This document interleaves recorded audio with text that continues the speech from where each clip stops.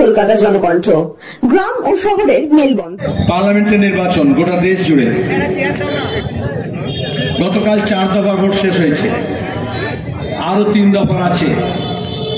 4 দফার ভোটেই গোটা দেশে বিজেপি দফা রফা হয়ে গিয়েছে।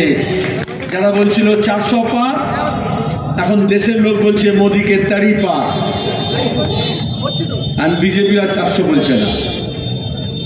যে মমতা একদিকে বিজেপির ভয় দেখিয়ে, সিএনআরসির ভয় দেখিয়ে নিয়েছিল, আর সেই জন্য ইন্ডিয়া ব্লকে থাকলো না, যেহেতু ভাইপোকে বাঁচাতে হবে।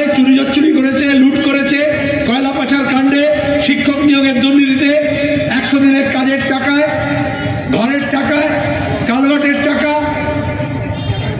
বিধবা ভাতা, মসজিদ ইমাম ভাতা, প্রতিবন্ধী ভাতা, এমন কোন টাকা রাখেনি, স্কিম রাখেনি যেখানে চুরি করেনি। মিড ডে মিলের চুরি, আইসিডিএস এর খাবার, রেশনের চুরি। রেশন মন্ত্রী আছে না জ্যোতি প্রমল্লিক, জেলের মধ্যে। তাহলে সেখান থেকে এখন আস্তে আস্তে যে কাকুর গলার স্বর, স্যাম্পল নিতে 6 মাস লেগেছিল ইডি সিবিআই এর। আমাদের বারবার সিজিও কমপ্লেক্সে যেতে হয়েছে আর বলতে হয়েছে তদন্ত করো। তারপরে 6 মাস পরে হাইকোর্ট বলার পরে স্যাম্পল নিয়েছে। 4 মাস লেগেছে তার বিজেপি সরকারের, কেন্দ্রীয় সরকারের কেন্দ্রীয় ল্যাবরেটরি, সেখান থেকে রিপোর্ট পেতে। আচ্ছা, আপনারা তো পেচ্ছাপ, পায়খানা, রক্ত পরীক্ষা করান, 4 মাস লাগে রিপোর্ট নিতে কোনোদিন? করোনার রিপোর্টও 2 দিনে হয়েছে। তাহলে কাকুর গলার স্বর কত দামি। অ্যাকাউন্টে বিদেশে টাকা পাচার করেছে, সিবিআই ইডি চার্জশিট থেকে যাতে অভিষেকের নাম বাইরে থাকে, বিজেপি নিজেই ওই রিপোর্ট কোর্টে জমা দেয়নি, কোথাও সেন্ট্রাল গভর্নমেন্ট দেয়নি, ইডি সিবিআই দেয়নি। কোথায় কার নাড়াবাদ আছে আমরা জানি না। সেই অভিষেকের বিরুদ্ধে আমরা বললাম সবাই মিলে এক কাজটায় লড়বো, কারণ রাজ্যটাকে সর্বনাশ করে দিয়েছে। এক নে তো একজন তো 12টা বাজিয়েছিল, মমতা ব্যানার্জি পিসি, পরে তার ভাইপোকে তৈরি করছে, সে আরো সর্বনাশ করবে।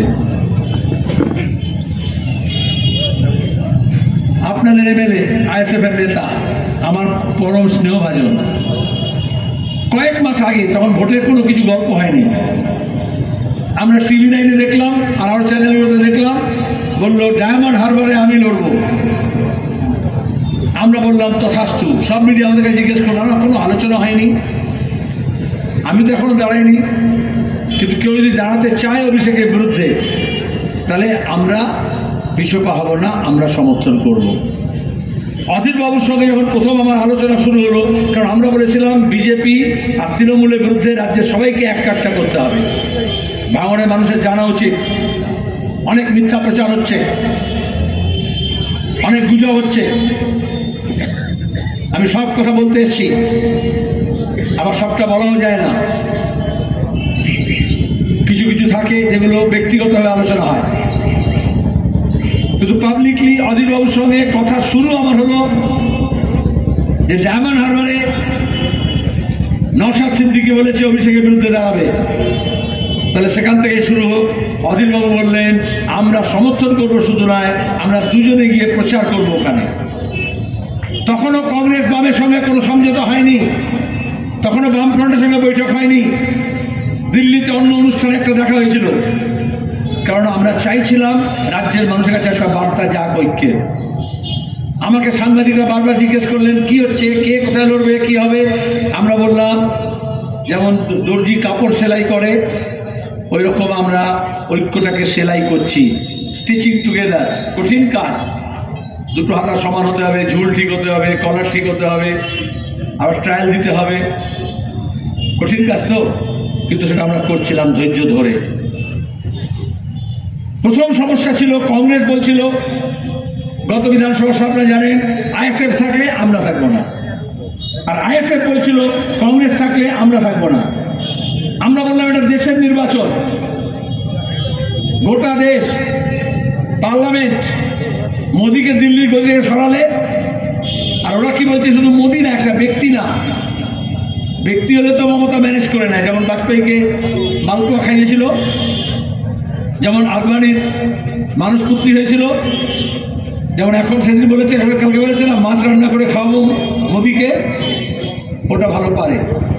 আরএসএসকেও মিষ্টি পাঠায়, ফল পাঠায়, এটা নীতির কথা, রাজনীতির কথা। তার আজকে গোটা দেশে এই যে বিজেপির হাওয়া পাতলা হলো, এখন আর 400 বলছে না, কি করে হলো?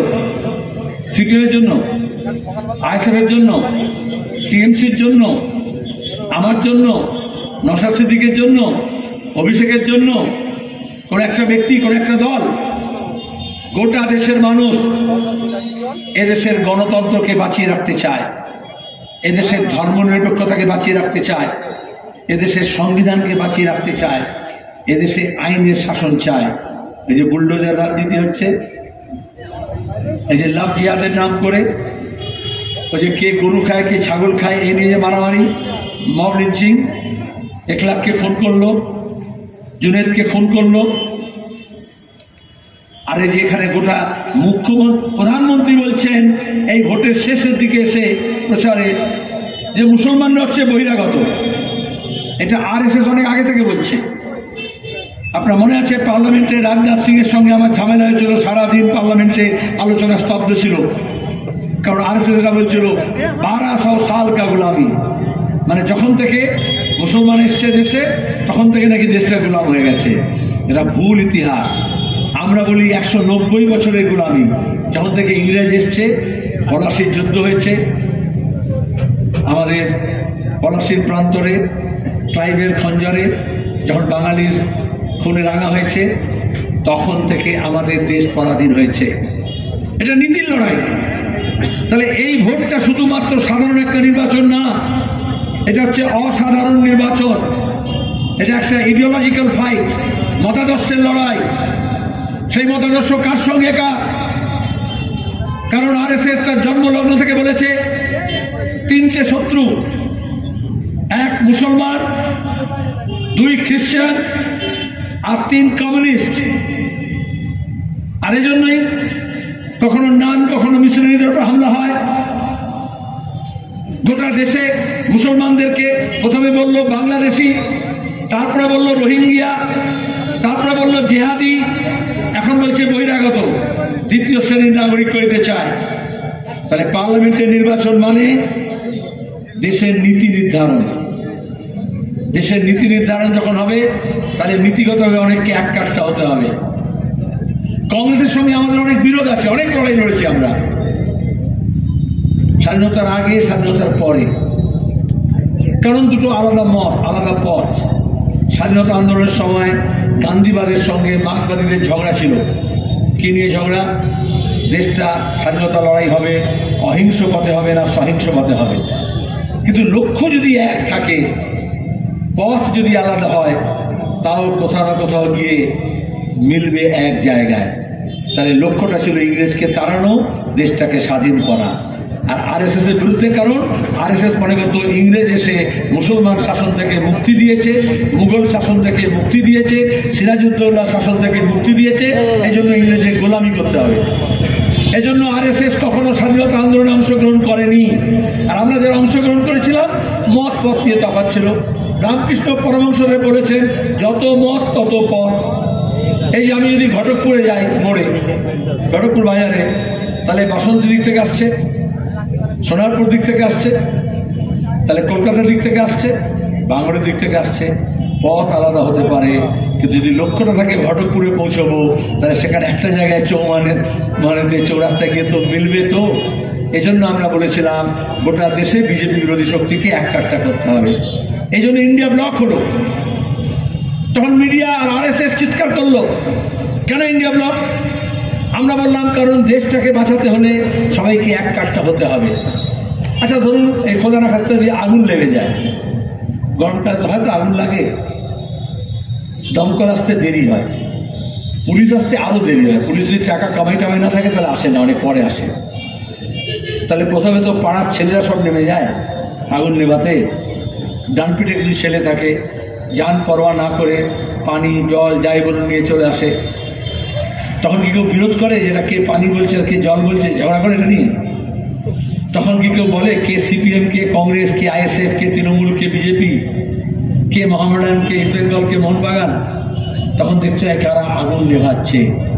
এই যে শুভা প্রসন্ন, মমতার ঘনিষ্ঠ নেতা, বুদ্ধিজীবী, ছবি আঁকে, বুদ্ধিজীবী বলি না, কাকে ছবি আঁকতো, সে কি বললো, আরে ওরা পানি বলে আমরা জল বলি। তাহলে এটা হচ্ছে আরএসএস এর রাজনীতি, তৃণমূল করছে, মানুষকে ভাগ করছে, কে জল বলে কে পানি বলে। আরে গরমকালে পানির দরকার হোক, জল দরকার হোক, পেয়াসার তৃষ্ণার্তকে জল দিতে হবে, পানি দিতে হবে, কিন্তু এরকম ভাগ করে। আমি আরো উদাহরণ দেবো এরকম ভাগাভাগি। তাহলে আমরা ভাগ করি, বললাম পথ আলাদা, আমরাও ভাগ করি। কি ভাগ করি? যদি আগুন লাগে দেখতে হয় কে জল পানি নিয়ে এসছে বালতিতে, লোটায়, বদনায়, ড্রামে আগুন নেভাচ্ছে, আর কে কেরোসিন তেল নিয়ে এসছে, পেট্রোল নিয়ে এসছে আগুনটাকে বাড়াতে, আগুনটাকে জ্বালাতে। আজকে গোটা দেশে আগুন লেগেছে, এজন্য ইন্ডিয়া ব্লকে কংগ্রেস আর বামফ্রন্ট আমরা একসঙ্গে হয়েছি, কারণ আগুনটাকে নেভাতে হবে। প্রথম আগুন নিচ্ছে। এই রামনবমী সবাই দেখেছিলেন মুর্শিদাবাদের বেলডাঙ্গায় অধীরবাবুর এলাকায় বিজেপি আর তৃণমূল মিলে দাঙ্গা লাগানোর চেষ্টা করলো। গত বছর রামনবমীতে রিসরায়, হাওড়া শিবপুরে মমতা ব্যানার্জি নিজে বললেন আমি পুলিশকে 1 ঘন্টা বলেছিলাম একটু লাগতে দাও, কারণ প্রয়োজন। কিন্তু বাংলার মানুষ হিন্দুর বিরুদ্ধে মুসলমান না, মুসলমান বিরুদ্ধে হিন্দু না, হিন্দু মুসলমান মিলে চোরটাদের তাড়ানোর জন্য এক কাটটা হচ্ছে। এই জন্য আমরা বলেছিলাম চোর ধরো, জেল ভরো। গত 2 বছর ধরে লড়াই করেছি। কেন বললাম? তো পুলিশের কাজ, তো পুলিশ চোর ধরে। এখানে মিথ্যা মামলা দেয়, বামপন্থী কর্মীদের বিরুদ্ধে দিয়েছে, আইএসএফ কর্মীর বিরুদ্ধে দিয়েছে, তৃণমূলের ছেলেপুলেদের বিরুদ্ধে দেয়, মিথ্যা মামলা দেয়, আর চোরদের পাহারা দেয়, গুন্ডা বদমাইশদের পাহারা দেয়। আর বিশেষত এই সন্দেশখালী থেকে ফলতা পর্যন্ত উত্তর 24 পরগনা, দক্ষিণ 24 বিস্তীর্ণ অঞ্চল লুটের জায়গা হয়েছে, লুটেরাদের জায়গা হয়েছে তৃণমূলের আমলে। কারণ পুলিশ তার সঙ্গে আছে। বাংলার পুলিশের লজ্জা। ভোটের সময় আমরা বললাম কেন্দ্রীয় বাহিনী, রাজ্যের পুলিশ থাকবে না। লজ্জা নয়, তাদেরকে আমরা পুষছি টাকা দিয়ে, কিন্তু কাজের সময় বলছি না তোমাকে দিয়ে হবে না, বিএসএফ আসবে, সিআরপিএফ আসবে, সেন্ট্রাল প্যারামিলিটারি ফোর্স আসবে। একটা খুন হলে লোকে বলে সিবিআই চাই। কেন সিআইডি নয়? কেন রাজ্যের পুলিশ নয়? কেন কলকাতা পুলিশ নয়? কেন ডিডি নয়? কারণ ধর্ষণ খুন যত হয়েছে মমতা ব্যানার্জি সব পুষিয়ে দিয়েছে। এমনকি 5 জন পুলিশ খুন হয়েছে এই তৃণমূলের হাতে। তার মধ্যে কলকাতা পুলিশও খুন হয়েছে গার্ডের নিচে কলেজ নির্বাচনের সময়, কিন্তু আজ পর্যন্ত কোনো অপরাধী শাস্তি পায়নি। পুষিয়ে দিয়েছে মমতা ব্যানার্জি। যারা খুন করেছে তাদেরকে নিয়ে মাথায় নেচেছেন। তাহলে পুলিশ খুন হলেও আমরা বলি ইনসাফ চাই, ন্যায় চাই, বিচার চাই। আর পুলিশ খুন করলেও আমরা বলি ইনসাফ চাই, ন্যায় চাই, বিচার চাই। এই পঞ্চায়েত নির্বাচনে কত মারামারি খুনোখুনি হলো।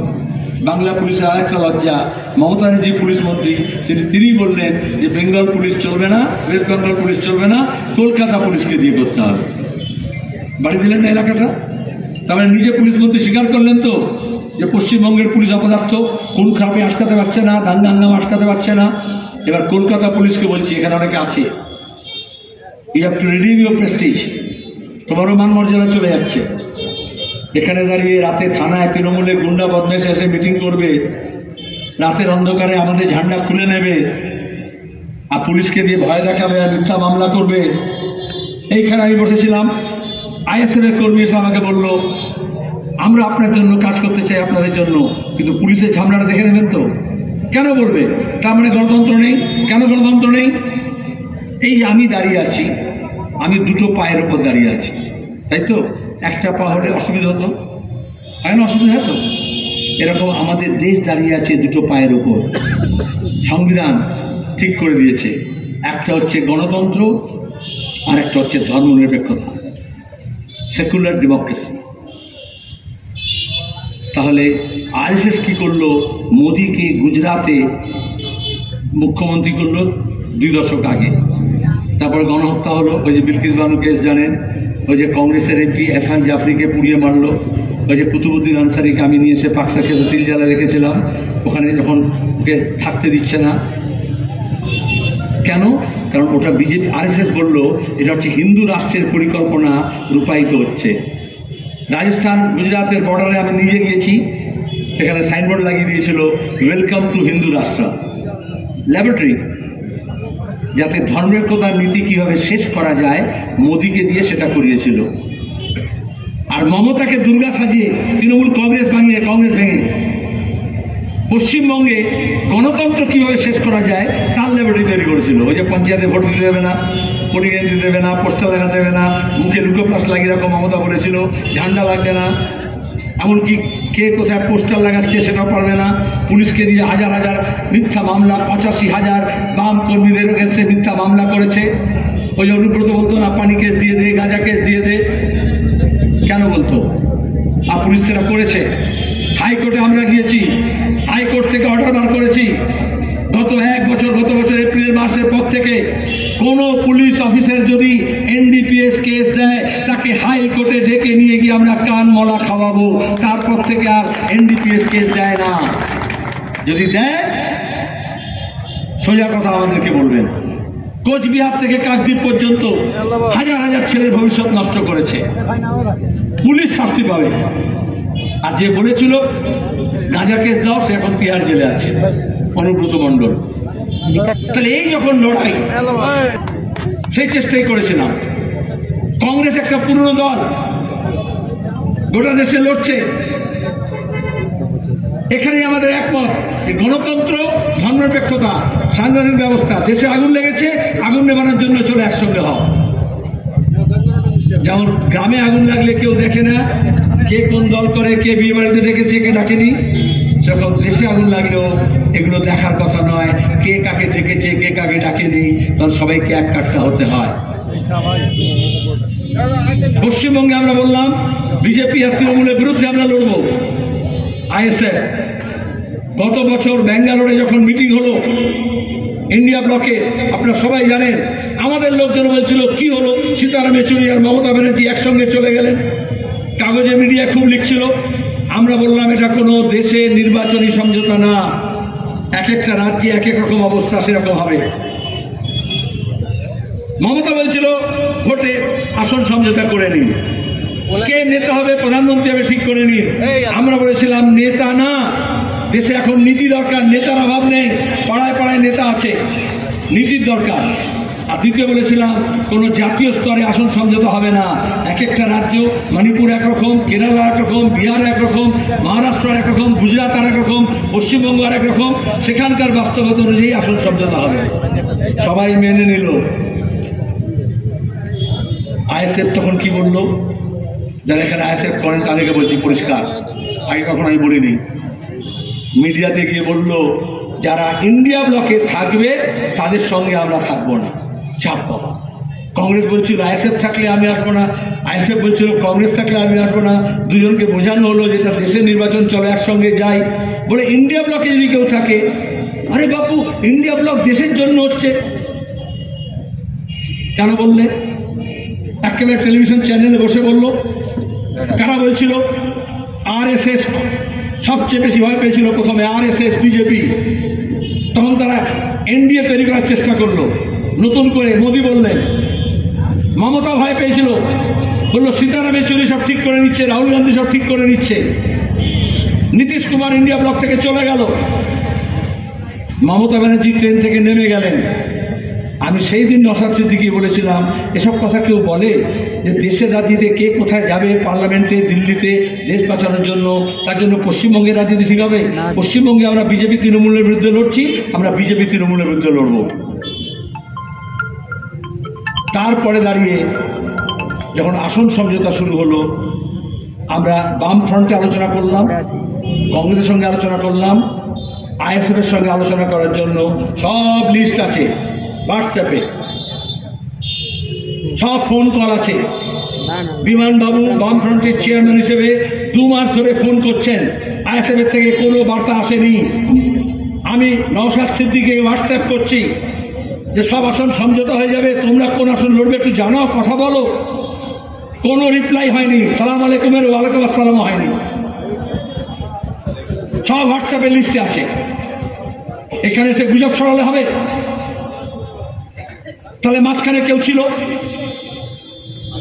আমি তাদেরকে বলছিলাম মিথ্যাবাদী যাদের সঙ্গে কথা বলছিলাম, তো মাঝখানে এমন শক্তি ছিল। এই যে ইলেকট্রাল বন্ড দেখেন না, কোটি কোটি টাকা, এই যে খবরের কাগজ টেলিভিশনগুলো রোজ শুভেন্দু, রোজ সুকান্ত, রোজ অভিষেক করছে, কার টাকায়?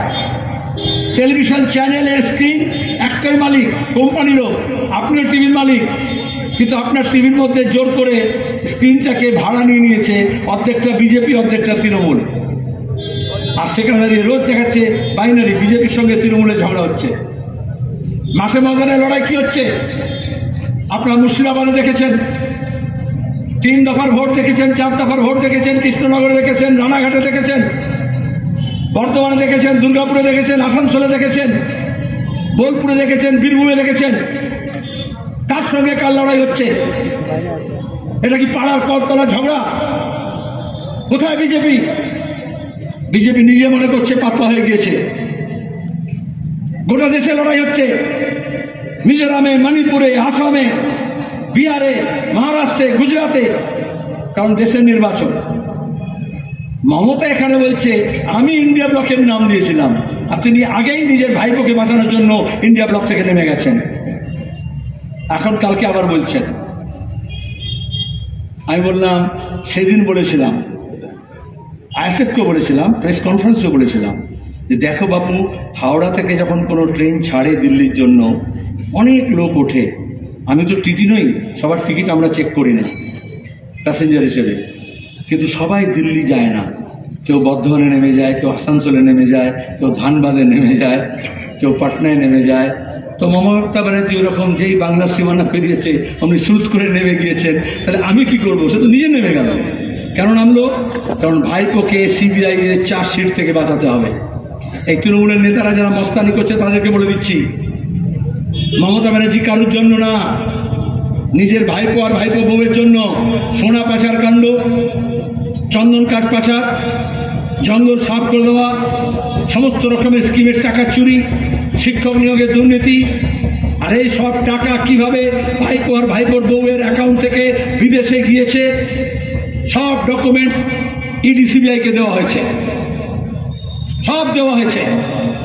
হেমন্ত সোরেন জেলে, ঝাড়খণ্ডের মুখ্যমন্ত্রী, অরবিন্দ কেজরিওয়াল জেলে, আর এখানে চার্জশিট থেকে অভিষেক ব্যানার্জির নাম বাইরে রাখছে। আমি যখন বললাম প্রেস কনফারেন্স করে, বক্তৃতা করে, যে ফরাসি, ব্রিটিশ, মালয়েশিয়ান বিদেশিনী বান্ধবীদের অ্যাকাউন্ট ভাড়া নিয়ে পাঠিয়েছে, আমার ঘরে পুলিশ আর তৃণমূলের অভিষেকের লোকজন কতগুলো ওই কালীঘাটের ব্রিজের উপর বসে থাকে না খদ্দেরের জন্য, হ্যাঁ, এখন তাদেরকে বলতে হয় কি? বলে না আপনি তো ওসব বলতে পারবেন না, বলে না, কি বলতে হয়? হ্যাঁ, সেক্স ওয়ার্কার, যৌনকর্মী, তাদেরকে পাঠিয়ে দিল ধর্ণা দেওয়ার জন্য। আর আমার কাছে একটা চিঠি পাঠালো অভিষেক ব্যানার্জি যে মানহানি মামলা করব 275 পাতা। আলাম ওটা দিয়ে বাচ্চার গুঁয়ো ফেলা যাবে না, এমনভাবে লেখা ছিল। বললো বিজ্ঞাপ আপনাকে প্রেস কনফারেন্স করে কাগজে ওই জায়গায় বলতে হবে যেখানে আপনি বলেছেন। বললাম যার মান নেই তার আবার হানি কি করে হয়?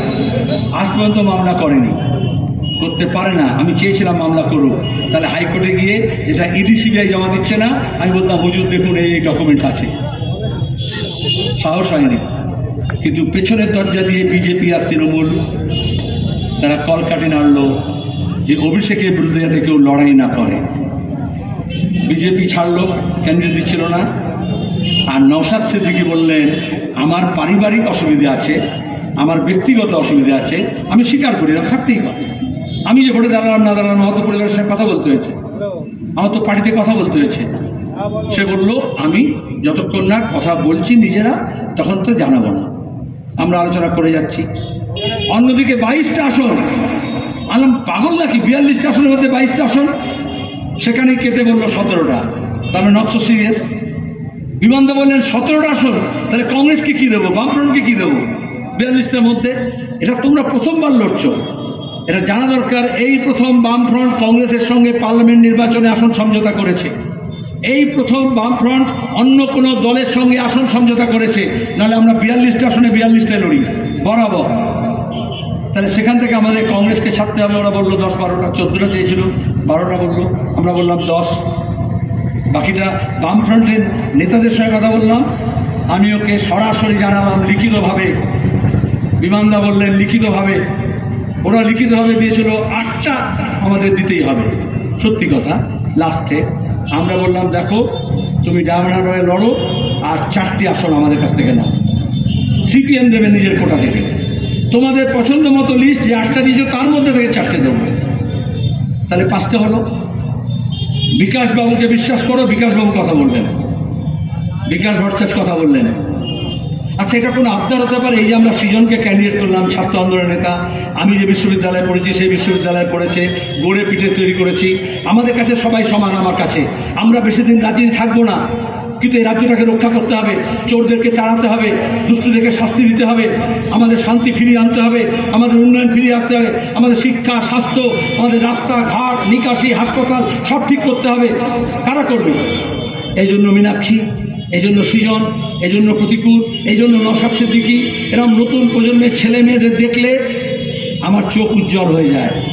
এরকম 100, 200, 300 আমাদের নতুন কর্মী নেতা দরকার, যারা আমরা চলে যাব কিন্তু আমাদের এই ব্যাটনটা ধরবে। রিলে রেস এটা, আমরা 400 মিটারের রিলে দেখেছেন, 800 মিটার রিলে দেখেছেন, 100 মিটারের দৌড় শেষ হবে না।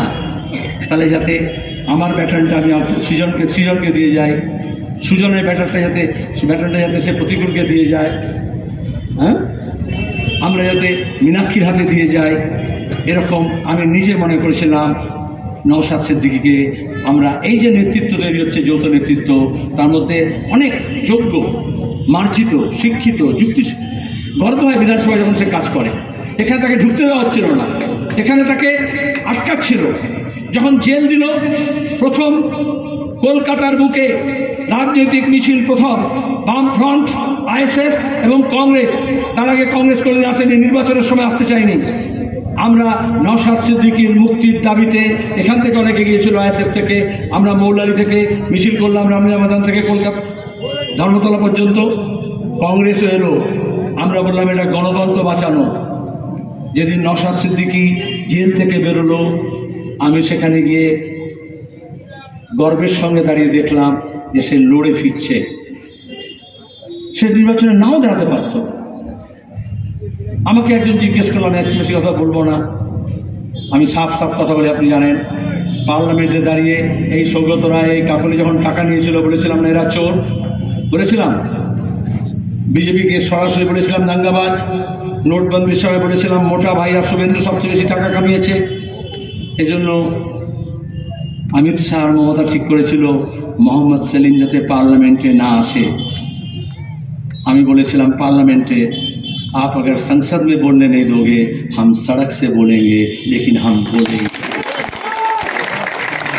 गत 5 বছর ধরে আমরা ধাপে ধাপে লড়াইটা সংগঠিত করেছি। ছাত্র, যুব, শ্রমিক, মহিলা, কৃষক, ক্ষেত মজুর, শিক্ষক, যারা অবসরপ্রাপ্ত, যারা ছোট ব্যবসায়ী, কারবারি, সবাইকে জড়ো করছি। কঠিন কাজ, কঠিন কাজ। এখানে যারা মুরগি পোষে দেখবেন, আমি ছোটবেলায় দেখতাম, টাপ হয় না, এমনি ঝুড়ি না, একটু উঁচু ঝুড়ি হয়। মুরগি ছোট ছোট বাচ্চা হয়, তখন সেই বাচ্চাগুলোকে যদি ঝুড়ির নিচে রাখতে চান, দুটোকে ঢোকান, একটা দিক দিয়ে বেরিয়ে যায়, আবার 4টেকে ঢোকান, একটা দিকে বেরিয়ে যায়, হয় না? এই সবাইকে একসঙ্গে রাখার চেষ্টা করেছিলাম, একজন ফুট করে বাইরে বেরিয়ে গিয়েছে। আমি মুরগির বাচ্চা বলছি না, বড় নেতা। আমাদের সংযুক্ত মোর্চা করেছিলাম, তার একমাত্র এমএলএ। এই ভাঙড়ের শুধু নয়, আমাদের বাংলার মানুষের ভবিষ্যতের কল্পনার মধ্যে যাদেরকে তারা দেখতে পায় নেতা হিসেবে, তার মধ্যে ছোট ভাইজান নওশাদ সিদ্দিকী ওলোকে মানে। কিন্তু মুশকিল কি জানেন তো, এই যে টেলিভিশন চ্যানেলগুলো দেখছেন না, আমি আমাদের বলি, সৃজনকে বলি, মীনাক্ষীকেও বলি, ওকেও বলেছি, আবারও বলছি, মিডিয়া কি করে জানেন তো, আমার যে সাইজ তার থেকে বড় জামা সেলাই করে সাইনবোর্ড করে লাগিয়ে দেয়, আর তারপরে আপনাকে মাল্টি জিমে গিয়ে প্রতিদিন ওই জামার ফিট করার জন্য নিজের মাসেলটাকে বাড়াতে হবে। জীবন শেষ হয়ে যাবে কিন্তু ওই জামা গায়ে ফিট হবে না। বোঝা গেল? समझदारों के लिए इशारा काफी है, समझदारों के लिए इशारा काफी है। আর এজন্য এদেরকেও বলি, সৃজনকেও বলছি, তোমার যা সাইজ সেই সাইজের জামা কেন। টেলিভিশন চ্যানেল আর মিডিয়া তোমাকে যদি বেশি বড় সাইজের জামা করে দেয়, ওটা তোমার জামা ফিট হবে না, ঢলঢলে হবে। তাও জামা সামলে নেওয়া যায়, কিন্তু বিজেপি তৃণমূল কি করে জানেন? দামি জুতো বেশি বড় সাইজের, আপনার যদি 9 নম্বর সাইজের জুতো হয়, সে 14 নম্বর সাইজের জুতো আপনাকে দিতে পারে, কিন্তু আপনি পা গলাতে পারবেন, কিন্তু হাঁটা বন্ধ হয়ে যাবে, ছোটা তো বন্ধ হয়ে যাবে। সেজন্য নিজের সাইজের জুতো রাখা উচিত। পরিষ্কার কথা, এটা নতুন প্রজন্মকে সবসময় শেখাই। তাহলে অনেককে আমরা দেখেছি, দুঃখে নিয়ে বলছি, যন্ত্রণা নিয়ে বলছি, এই জন্য আমাকে নিজে ব্যক্তিগতভাবে অনেক সমালোচনা সহ্য করতে হয়েছে, কিন্তু এটা আবার আমি মনে করি এটা সাময়িক বিচ্ছেদ। চলার পথে আপনি যখন একসঙ্গে যান, আপনার জীবনে অনেক রকমের বন্ধু তৈরি হয়। একদলকে বলে ওকেশন, যেমন ধরুন হঠাৎ করে আপনি ট্রেনে যাচ্ছেন বা বাসে যাচ্ছেন, একজন কো প্যাসেঞ্জার সঙ্গে আছে, তার সঙ্গে বন্ধুত্ব হয়ে যায় না, অনেক সময় মোবাইল নাম্বার নিয়ে নেন না, সে কোনো বিয়ে বাড়িতে দেখা হয়ে গেল, হয় না? ওকেশন। আর একটা বন্ধু হচ্ছে সিজন, এই যে ভোটের লড়াই হচ্ছে, যারা সবাই চলে আসছে এই সিজনে, আবার দেখা যাবে একটা সিজনে নেই, পরের সিজনে আছে, যেমন ফসলে এক একটা সিজনের, তাহলে একটা সিজনের। আর একটা বন্ধু হয় রিজনের, যুক্তি দিয়ে। রাজনীতিতে বন্ধু হয় যুক্তি দিয়ে, রাজনীতি দিয়ে, মতাদর্শ দিয়ে, আদর্শ দিয়ে। মতের মিল হয়, আবার মতের অমিলও হয়, আর সেটা রিজনটা একসঙ্গে হয় যদি লক্ষ্য এক থাকে। লক্ষ্য যদি বিজেপিকে তাড়ানো হয়, লক্ষ্য যদি তৃণমূলের লুটটাকে বন্ধ করা হয়, তাহলে একদিন না একদিন আবার পথের মিল হবে। এই জন্য কোনো মনোমালিন্য নয়, কোনো ঝগড়াঝাটি নয়। আজও দাঁড়িয়ে পুলিশ যদি আইএসএফ কর্মীদের উপরে মিথ্যা মামলা করে, মোহাম্মদ সেলিম সবার আগে থাকবে, সব মানুষকে নিয়ে সেই পুলিশের উপরে, কারণ গণতন্ত্রের কথা। আজ যদি মিথ্যা লাঞ্ছনা হয়, সিপিআইএম তার উকিলদেরকে হাইকোর্টে, সুপ্রিম কোর্টে পাঠিয়েছে। যখন এখানে গুলি চলেছে, যখন এখানে মানুষ খুন হয়েছে পঞ্চায়েত নির্বাচনের সময়, পুলিশের উপস্থিতি যখন গুলি চলেছে, আমরা আক্রান্ত, সেভ ডেমোক্রেসি আমরা পাঠিয়েছি। আমি নিজে বলেছি চলো যাব, রাজি হয়নি। যখন জেলে এই তুষার ঘোষ আমাকে বারবার বলেছেন আপনি চলুন একটা ভাঙড়ে মিটিং করতে হবে, আমি বললাম না, আমাদের আইনজীবীরা লড়ছে, ওকে মুক্ত করব, তারপরে ভাঙড়ে যাব। কারণ আমি চাইনি সিপিআইএম এবং আইএসএফ আমাদের উপরে মিটিং করুন। তুষারদা বললেন আইএসএফ সিপিএম একসঙ্গে মিটিং করবে। আনলাম জেল থেকে নিয়ে তারপরে যাব, এবং ও বেরোবার পরে আমি প্রথম কথা বললাম ভাঙড়ে যাব, আমরা একসঙ্গে সমাবেশ করব। আইএসএফ রাজি হয়নি, আইএসএফ রাজি হয়নি। কেন হয়নি? আমি এখনো কোনো যুক্তি খুঁজে পাচ্ছি না, আমি কোনো মোটিভও দিচ্ছি না। আসলে কি জানেন, রাজনীতিটা, আমি বাচ্চা কাচ্চাদের বলছি, 100 মিটারের দৌড় নয়। স্কুলে হয় না স্পোর্টস, 100 মিটার, অনেকে ফার্স্ট সেকেন্ড থার্ড হয়, প্রাইজ পায়, ওখানে সে স্পোর্টস পার্সন হয়ে যায় না। রাজনীতিটা ম্যারাথন, গোটা জীবন ছুটতে হয়, গোটা জীবন বাজি রাখতে হয়, গোটা জীবন লড়তে হয়। এখানে আমার অনেক চাচারা আছেন, অনেক বয়স্ক লোকেরা আছেন, তারা জানেন কত ঘাত প্রতিঘাতের মধ্য দিয়ে এগোতে হয়, কত প্রতিবন্ধকতা, কত বন্ধু হারাতে হয়, কত লাঞ্ছনা সহ্য করতে হয়। কমিউনিস্ট পার্টিকে ব্রিটিশ জমানায়, কংগ্রেস জমানায় আন্ডারগ্রাউন্ডে যেতে হয়েছে, ভূমিগত হয়ে কাজ করতে হয়েছে, নাম পাল্টে কাজ করতে হয়েছে, কিন্তু এটা হচ্ছে লম্বা লড়াই। তাহলে 100 মিটার 200 মিটার ছুটে গিয়ে কেউ যদি মনে করে আমি অলিম্পিকের মেডেল পেয়ে যাব, তাহলে হবে না। আমরা 1700 মিটার দৌড়তে চাই, ম্যারাথন দৌড়তে চাই। এবং আসুন, যারা আমার দিকে হাত বাড়াবেন তাদের থেকে আমরা গলা বাড়িয়ে কোলাকুলি করব। সবাইকে মিছিলে পা মেলাতে হবে না, সবাইকে ঝান্ডা ধরতে হবে না, সবাইকে ইনকলাব জিন্দাবাদ করতে হবে না, কিন্তু বিজেপি বিরোধী ভোট যাতে ভাগ না হয় সেটা দেখতে হবে। এই যাদবপুর কেন্দ্রে যদি ভাঙড়ে মস্তানি গুন্ডামি করে ভোট লুট না হতো, তাহলে সিপিআইএম, বামফ্রন্ট, লাল ঝান্ডা পার্লামেন্টে থাকতো, আপনাদের প্রতিনিধিত্ব করত। কি হাজার হচ্ছে? আমি কি অনেকক্ষণ ধরে বলে দিলাম? তাহলে আমি শেষ করতে পারি। আমি এখনো ভোট দেওয়ার কথা বলিনি তো। যারা এতটা পথ হাঁটলেন আমার সঙ্গে, ঘামে গরমে প্রার্থীর সঙ্গে, সাধারণত যেখানে মিছিল শেষ হয়ে যায় তারপরে মিটিং চালানো মুশকিল হয়ে যায়, সবাই বাড়ি ফেরার তাড়া। আবার অনেকে যারা মিছিলে হাঁটেননি কিন্তু আশেপাশে যারা আছেন তারা এসে জড়ো হয়েছেন। আমি অনেক দিন ধরে মুর্শিদাবাদে ভোটে চলে গেলাম, ভোট ক্যান্ডিডেট ঘোষণার সঙ্গে সঙ্গে অনেক কথা আমার বুকের মধ্যে জমেছিল, মিডিয়া বারবার জিজ্ঞেস করছিল, আমি বলছিলাম না। আজকে আমি অনেকগুলো কথা বললাম, আরো অনেক কথা বলিনি, সব কথা বলা যায় না, কিন্তু আমি এই ঐক্যের আবেদন জানিয়ে যাচ্ছি। রাজনীতিতে কখনো দেরি হয় না, কোনো জিনিস দূর নয়, কোনো জিনিস ইম্পসিবল নয়। আজকে দাঁড়িয়ে পরিষ্কার কথা, বিজেপি বিরোধী ভোট কে ভাঙছে, কেন ভাঙছে? আজকে দাঁড়িয়ে পরিষ্কার কথা, তৃণমূলের কোলে কে দুলছে? আমি বলেছি, যখন বলল যে এত জায়গায় ঘোষণা হচ্ছে প্রার্থী, কেন ডায়মন্ড হচ্ছে না, আমি বললাম আমরা অপেক্ষা করছি, শেষ দিন পর্যন্ত অপেক্ষা করেছি। তারপরে প্রতিকুর রহমান যখন ওরা জানিয়ে দিয়েছে, একদম হোয়াটসঅ্যাপে করে জানিয়ে দিয়েছে যে 5টায় আমাদের সম্ভব নয়, বিকাশবাবুকে জানিয়ে দিয়েছে আমরা 4-5টা আসনে সম্ভব নয়, তার মধ্যে প্রার্থী ঘোষণা করে দিয়েছে। তারপরে আমরা আমাদের এসএফআই নেতা প্রতিকুর রহমানকে বললাম তোমাকে দাঁড়াতে হবে, হয়তো অনেক দেরি হয়ে গেল, তাও লড়ছে। আজকে আমি গেছিলাম সকালে, সন্ত্রাস মুক্ত আমরা করব, সে ফলতা হোক, বজবজ হোক, সন্দেশখালী হোক আর ভাঙড় হোক, বাংলাকে আমরা সন্ত্রাস মুক্ত করব। যদি বাংলাকে সন্ত্রাস মুক্ত না করতে পারি, তাহলে দেশের সন্ত্রাসী আরএসএসকে, বিজেপিকে আমরা তাড়াতে পারবো না। আর এই তৃণমূল বুঝে নিন, দিল্লিতে মাতব্বর আছে, চৌকিদার আছে বলে এরা তো পোয়াবারো, আমি বলিনি। বিচারপতি অমৃতা সিনহা বলেছেন অভিষেক ব্যানার্জির এত সম্পত্তি কি করে বাড়লো, কবে বাড়লো? বললেন 2013-র পর থেকে কেন বাড়লো? তৃণমূল তো তৈরি হয়েছিল 1999 সালে, বাজপেয়ীকে মালপোয়া খাইয়েছিলেন আরো পরে, কেন্দ্রীয় মন্ত্রী হয়েছিলেন 99 থেকে, বিধানসভায় জিতে অ্যাসেম্বলিতে গিয়ে মুখ্যমন্ত্রী হয়েছেন 2011-তে। তাহলে সম্পত্তি 2013-র পর থেকে কেন বাড়লো 18,000 গুণ? 2013 পরে কি হয়েছে? কারণ মোদী প্রধানমন্ত্রী হয়েছে। সাইয়া ভাই কোতোয়াল ডর জায়গা।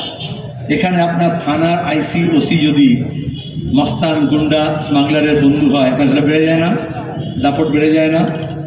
ওই রকম দিল্লিতে চৌকিদার যে নাগপুরের দৌলতে, সে হচ্ছে বিজেপি তৃণমূলের ঘনিষ্ঠ, এই জন্য দাঁড়িয়ে এদের সম্পদ বেড়েছে। এই জন্যই অরবিন্দ কেজরিওয়াল আর হেমন্ত সোরেন জেলে গেলেও চার্জশিট থেকে অভিষেকের নাম বাইরে থাকে। এই জন্য দিল্লি থেকে মোদীকে সরাতে হবে এবং সরবে, লিখে নিন। যারা 400 পার বলেছিল তারা অর্ধেক সংখ্যাও পাবে না পার্লামেন্টের, এটা লিখে নিন। আচ্ছা, কার দৌলতে? সিপিএমের দৌলতে? তৃণমূলের দৌলতে? আইএসএফের দৌলতে? না, মানুষের উপর ভরসা রাখবেন। মানুষ চায় রোজগার, বেকারি সবচেয়ে বেড়েছে। মানুষ চায় খাদ্য, জিনিসপত্রের দাম সবচেয়ে বেশি বেড়েছে। কৃষকরা চায় ফসলের দাম, তারা লড়াই করছে আর বিজেপি লুট করছে। সার নিয়ে কালোবাজারি হচ্ছে, কৃষক চায় সস্তায় সার। পেট্রোল, ডিজেল, কেরোসিন তেলের দাম কম হোক, সর্ষের তেলের দাম কম হোক, মূল্য বৃদ্ধি হয়েছে। ওষুধের দাম আরো বেশি বেড়েছে। আর ইলেকট্রাল বন্ডের টাকায় ওইসব কোম্পানির কাছ থেকে বিজেপি আর তৃণমূল খুব কামিয়েছে। এজন্য মানুষ রেগে আছে। আমরা সেই রাগকে এক জায়গায় আনতে চাইছি। অনেকে রাজনৈতিক কারণে একসঙ্গে আসলেও অর্থনৈতিক কারণে একসঙ্গে আসতে পারে না। ওই বলে না, মেয়েদেরকে বলছে কেন 500 টাকা দিচ্ছে, 1000 টাকা দেবে, বলেছে লক্ষ্মী ভান্ডার দেবে। আরে বাবা, কেউ দিচ্ছে না, কেউ কাউকে দেয় না। যে মমতা দিত, অভিষেক দিত, তাহলে ওদের এত সম্পদশালী হতো? তাহলে পার্থ চ্যাটার্জির বাড়ি থেকে আর অর্পিতার ফ্ল্যাট থেকে এত টাকা বেরোতো? তাহলে যতীন্দ্র মল্লিকের কাছ থেকে এত টাকা বেরোতো? তাহলে অনুব্রত মণ্ডলের কোল্ড স্টোরেজ থেকে এত গাড়ি বেরোতো, এত বাড়ির দলিল বেরোতো? আপনাদের হাতে ভাঁড় ধরিয়ে দিয়েছে, 500 টাকাটা ভাঁড়, আর ভান্ডারটা লুট করেছে তৃণমূল। আমরা বলছি ওই ভাঁড়ের মায়া থাকবেন না, ওই লুট করা ভান্ডার আমাদের আদায় করতে হবে। বলে কি করে হবে সেলিম ভাই? এখন তো গরম, তো ঘাম হচ্ছে, আমার আখের রসের কথা মনে পড়ে গেল। আখের রস বিক্রি হয়ে দেখেছেন? হ্যাঁ, কি করে রস বার করে? দুটো এরকম লোহার, মনে হচ্ছে, হ্যাঁ, চাকা থাকে না, আর মাঝখানে রসালো আখগুলোকে ঢুকিয়ে দেয়, তারপর একটু চাকা ঘোরাতে হয়, সব রস বেরিয়ে আসে। ওই রকম তৃণমূলের যাদের আঙুল ফুলে কলা গাছ হয়েছে, যারা রসে টইটম্বুর আছে, দেশি বিদেশি গাড়ি নিয়ে ঘুরছে, ঘরের টাকা মানুষকে না দিয়ে নিজের ঘর উঁচু মাকান বানিয়েছে, মসনাদ বানিয়েছে, এদেরকে ওই মেশিনের মধ্যে ঢোকাতে হবে। আর এই যে অধীর সেলিম জুটি হয়েছে না, বাম কংগ্রেস, এটা হচ্ছে ওই আখের মেশিনের দুটো চাকা, তার মধ্যে যদি পেশাই করা হয় সব রস বেরিয়ে আসবে। হাততালি দিলে হবে না। আচ্ছা, আখের মেশিনে যারা রস ঢোকার জন্য আখ ঢোকায়, তারা কি হাততালি দেয়? কি করে? চাকাটা ঘোরায়। আগামী কয়েকদিন আপনারা একটু চাকাটা ঘোরাবেন, তৃণমূলের সব রস আমরা বার করব। চিট ফান্ডের টাকা, ঘরের টাকা, 100 দিনের কাজের টাকা, বিভিন্ন ভাতার টাকা, সংখ্যালঘুদের স্কলারশিপ স্টাইপেন্ডের টাকা, তপশিলি জাতির হস্তের ট্রাইবালসদের, আদিবাসীদের হস্তের ভাতা, বিধবা ভাতা সব আদায় হবে। ওরা বলছে তৃণমূল না থাকলে কে দেবে? তো বাপের টাকা নাকি দিচ্ছিস? মোদি বলে আয়ুষ্মান ভারত, মমতা বলে স্বাস্থ্যসাথী, এদিকে ভাঙর বলে আমার একটা হাসপাতাল চাই, হেলথ সেন্টারে ডাক্তার নেই, নার্স নেই। তা ওরা কি বলতে চাইছে?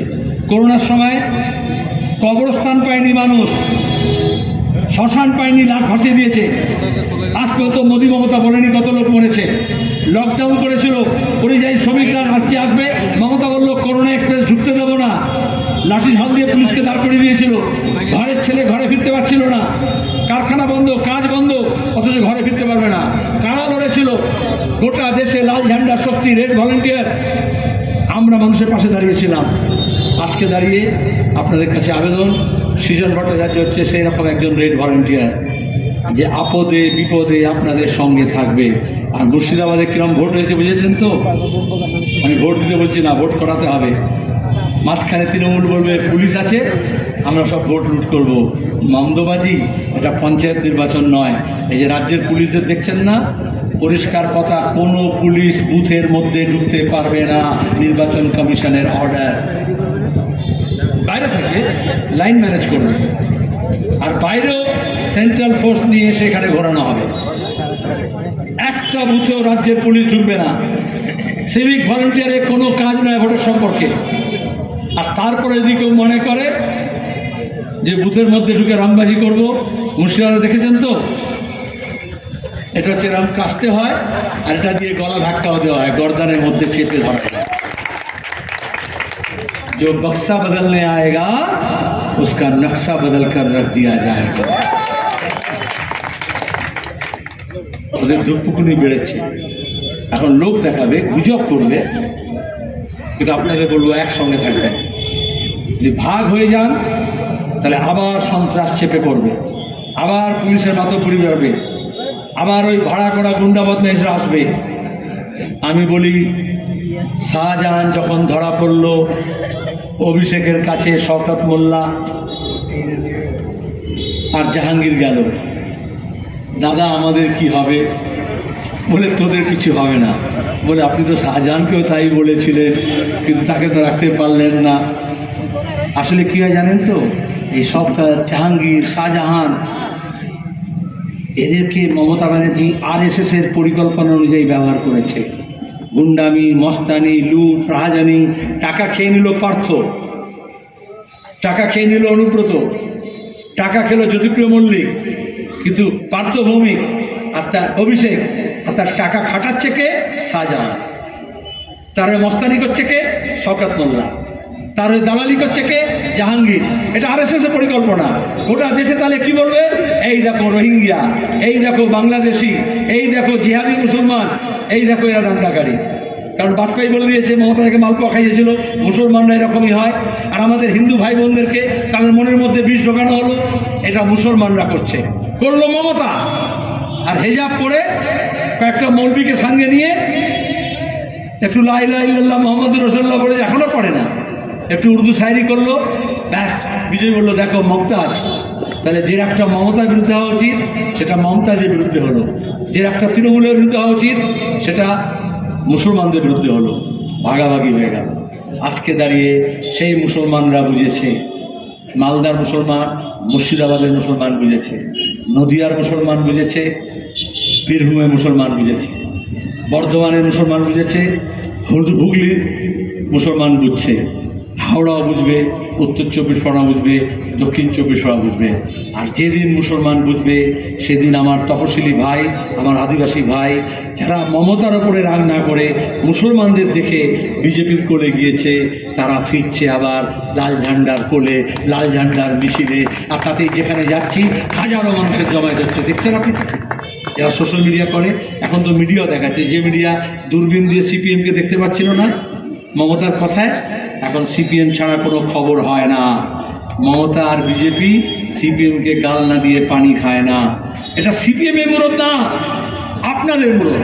যারা এখানে বসে আছে তারা নয়, যারা লড়েছে মিথ্যা মামলার বিরুদ্ধে তারা।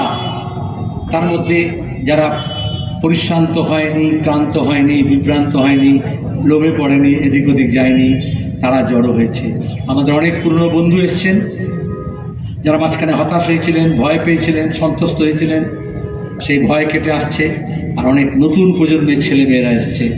ইনসাফ ব্রিগেড দেখেছিলেন, ব্রিগেড প্যারেড গ্রাউন্ডে ওই মীনাক্ষীরা সেইজনরা যেটা করেছিল, যুব সংগঠন, কোনো রাজনৈতিক দলও সেটা করতে পারে না, ওটা বামফ্রন্টেরও ছিল না, নতুন প্রজন্ম। কারণ এই দেশটার যদি দশা পাল্টাতে হয়, দিশা পাল্টাতে হবে। আর এই জন্যই আমরা নতুন উদ্যমে আপনাদের কাছে এসেছি, আপনাদের সাথ চাই। আমি নিজে একসময় ইন্টালির এমএলএ ছিলাম, আমি নিজে পাক সার্কাসের, আমি নিজেই আমাদের এই সব জায়গায় আপনারা জানেন সরাসরি মানুষের সঙ্গে যোগাযোগ আছে। আপনাদের বিপদে আপদে, লড়াইয়ের সংগ্রামে, পুলিশের মোকাবিলা করা হোক, মস্তানির মোকাবিলা করা হোক, সন্ত্রাসের মোকাবিলা হোক, সৃজন ভট্টাচার্যকে আপনারা এমপি করলে, আচ্ছা সৃজন ভট্টাচার্যকে কাস্তে হাতুড়ি তারা ভোট দিলে মোহাম্মদ সেলিমকে একজন এক্সট্রা এমপি বোনাসে পাবেন। বলে না সাবানের সঙ্গে শ্যাম্পু ফ্রি, শ্যাম্পুর সঙ্গে সাবান ফ্রি, সৃজনের সঙ্গে সেলিম ফ্রি পাবে। ভাঙো, হবে লড়াই, এখানে হবে লড়াই, একসাথে হবে। ধন্যবাদ। ইনকলাব জিন্দাবাদ। আপনি কি সুচিকিৎসার কথা ভাবছেন? আজই চলে আসুন শীষ general and eye care hospital. 40 বছর মানুষের সেবায় নিয়োজিত সুচিকিৎসার বিশ্বস্ত প্রতিষ্ঠান। কলকাতার অভিজ্ঞ ডাক্তার দ্বারা অপারেশন ও চিকিৎসা করা হয়। কাঠালিয়া, ভাঙড়, কাশীপুর, দক্ষিণ 24 পরগনা। যোগাযোগ 7407337744, 7407441234।